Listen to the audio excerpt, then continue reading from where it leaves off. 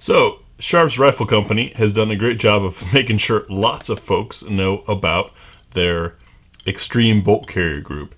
I've had one for quite some time. You can see it there. I'm going to show you what's different about it and what I noticed performance-wise after several months and about 1,000 rounds of shooting it.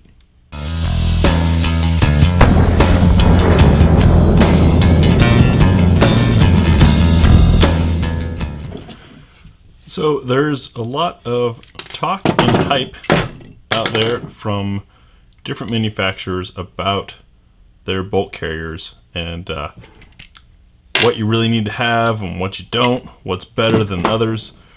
This thing is made from S7 tool steel. After its machine, S7 tool steel, by the way, has a higher tensile and yield strength than your standard carpenter steel, so it makes it for a harder bolt. They've got a proprietary heat treatment that they apply to it, and then the whole thing inside and out is coated with DLC, the diamond-like coating, which I'm a big fan of. I learned about that through L2D Combat with their Glock parts, which you've seen me review some. The DLC benefit to it is that it's not supposed to require or need any lubrication, and then it's also diamond-like in hardness, so not supposed to mar at all. This bolt that I'm wiping off here, I'm cleaning for the first time in about 1,000 rounds. Popped it into the rifle with no lubrication applied, and this is the first time that I've pulled it out. And as you can see, it looks practically brand new after simply wiping off. I'm using these REM wipes that I always use. If you want to know more about those, check out the links in the description. But yeah, the carbon is pretty much just wiping off, which is awesome. Put it through a couple different rifles. Did high cyclic rate firing. Did some accuracy testing to see if there was any impact or change in accuracy. Run it in the Midnight Dragon, which is what I consider to be a definition of accuracy out of an AR. And saw no changes there, so nothing lost or gained. But had zero malfunctions with it. Look at that, there's not even wear on this bearing surface here. That's pretty awesome. There's a little bit of carbon stuck around here, as we pretty much have come to expect. I mean, that's kind of standard.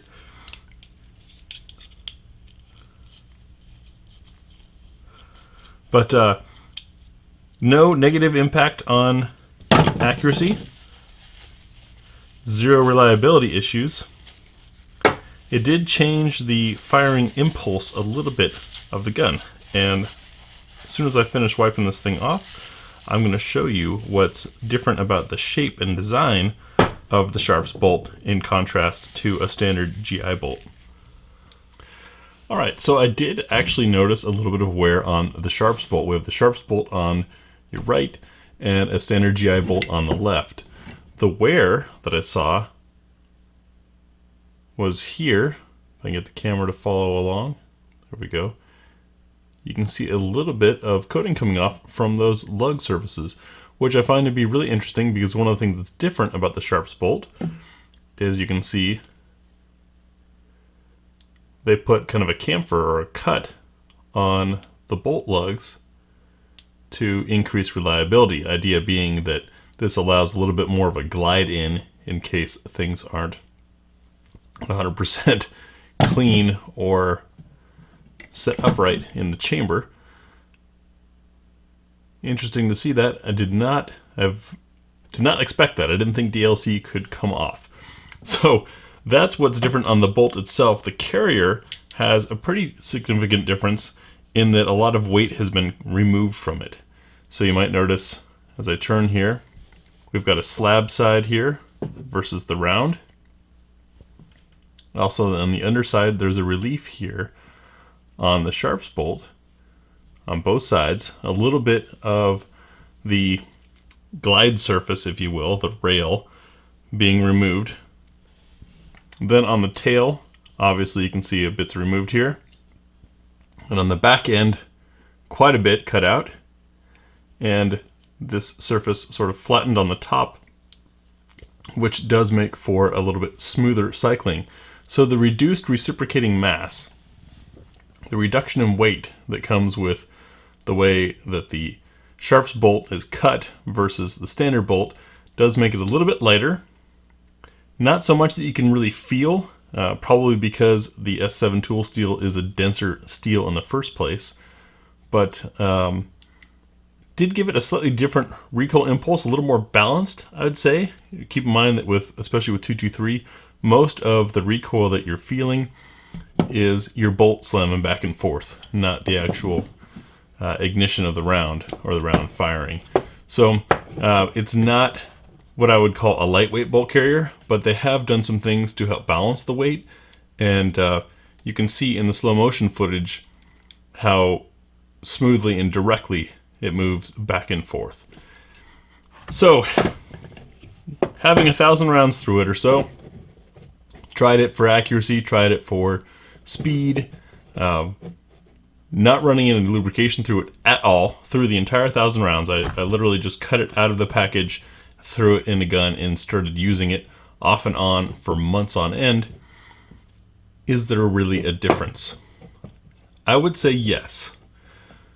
Is it worth dropping your GI bolt to immediately upgrade? Potentially, probably not.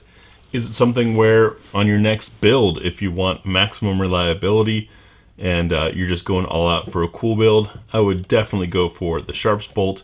In fact, that's why I have another one here in the package that's going to be going into another rifle, because this is going to become my standard bolt, I believe, instead of the GI. The advantage is there in that I did run this with 0 lubrication and had 0 malfunctions. It also wiped clean very easily thanks to that DLC coating. I don't know why DLC isn't more popular, aside from L2D making Glock parts with it and Sharps doing this bolt and carrier in it. You really don't see it that often. If anyone else knows of anyone that's doing DLC stuff, please comment and let us all know, because it's definitely nicer than the nitride, in my opinion, a little more durable, and certainly cleans better. But I did notice, get the camera back on there, you can see that shine right there on the end there. A couple spots where this bolt wasn't totally happy, and the coating wore off, which really surprised me. Did not expect that. They do have a lifetime warranty on these things. Is that enough that I'm going to send it back and ask for a warranty swap out? No. But I do think the Sharps has done a great job here of creating something different and something that's a little bit of a step above for those looking to get the absolute most out of the rifle. I'd like to hear from you all about your experiences with aftermarket bolts, or rather non-standard GI bolts and carrier groups. Let me know what your thoughts are and what you've experienced. I'm impressed with this guy, and I think I'm going to stick with it. Thanks for watching.